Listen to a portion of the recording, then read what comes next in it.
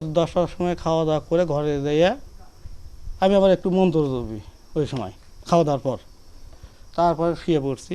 শুয়ে পড়ার পরে মনে করেন যে এই 12টা 20-30-এর দিকে হবি, 12টার পর আর কি।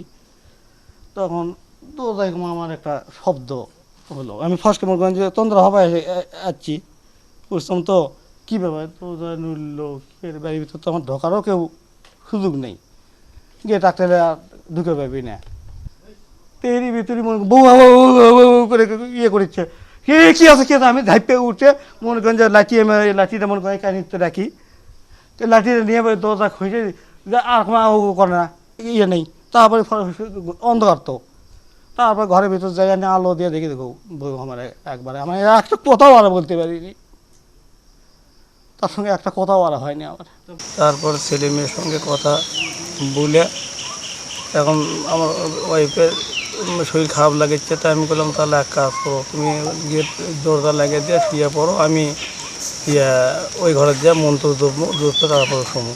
তো ওই ঘরে যাইয়া 9-11টা 9 আমি মন্ত্র জপা শুরু করছি। মন্ত্র জপে 14 মিনিট লেগে তারপর শুয়ে পড়ছি। ওই মন্ত্র জপটি কারেন্ট চলে গেছে। তারপরে আমার একটু করে মানে তন্দ্রা ভাব হয়ে গেছে। এর ভিতরে আমার দরজায় একটা ধাক্কা মারল। তা ধাক্কা মারলো, তখন আমি কী ব্যাপার, দরজায় ধাক্কা মারলো না বিলে ইয়ে করলো। তারপরে আমি সজাগভাবে আছি। এর ভিতরে আমার ওয়াইফ মানে কাইসে উঠল। কাইসে ওঠার পর আমি তাহলে ওই হাতে পাশে বা উঠছিলাম নাকি তাই। তা আচ্ছা দেখি কী হয়। এর ভিতরে কি অল্প একটু পরেই চিকড়ে মানে উঠে ধরছে। আমি কি তখন বুঝতে পারছি পরিস্থিতি অন্যটা। তখনই আমি ঝাঁপিয়ে আসছি, গিয়ে উঠে মানে একটা লাঠি নিয়ে মানে দরজা খুঁজে বাইরে হয়ে আসে। আর কোনো সাউন্ড নেই, বাইরে যখনই বাইরে আর কোনো সাউন্ড নেই। কে কুটি গেলে কুটি কী হলো, কী হচ্ছে তোমার করে। তারপরে ঘরের ভিতর যাইয়া এনে মানে আলো দিছি, আলো দিয়ে দেখেছি তার পরে আছে ঘর আমার পাইছে একবারে। কোনো আর আমার কথা হয়নি আমার বইয়ের সঙ্গে। এই দেখে তারপর আমি চিল্লাছি, পাড়ার লোকজন পরে আসলো।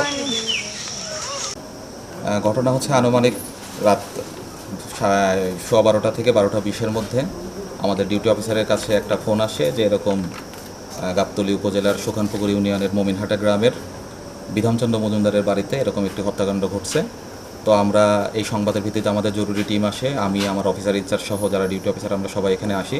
এসে দেখতে পাই যে এরকম শ্রী বিধানচন্দ্র মজুমদারের স্ত্রী শ্রীমতী রীতারানী মজুমদার, উনি পাশের রুমে উনি ওখানে ঘুমাচ্ছিলেন। সেই রুমের দরজাটা খোলা এবং দরজার সামনে মেঝেতে রক্তাক্ত অবস্থায় পড়ে আছে। ওনার গলাতে একটা ধারালো কোনো অস্ত্রের আঘাতের চিহ্ন এরকম দেখা যাচ্ছে। তো এই ঘটনায় তার স্বামী প্রথমেই সে ফার্স্ট উইটনেস, সেই প্রথমে দেখে এবং সে আমার পুলিশের কাছে খবর দেয়। তো এই ভিত্তিতে আমরা এখন পর্যন্ত তদন্ত চলছে যে ঘটনার পিছনে কী রহস্য থাকতে পারে, তাকে হত্যার কী কারণ।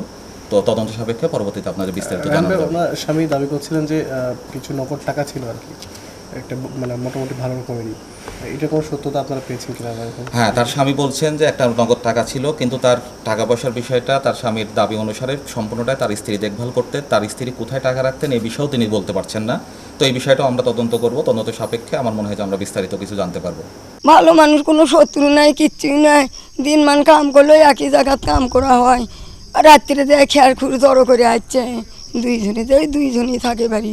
দেখেন এইভাবে যদি আর বাড়িতে হতে পারে তো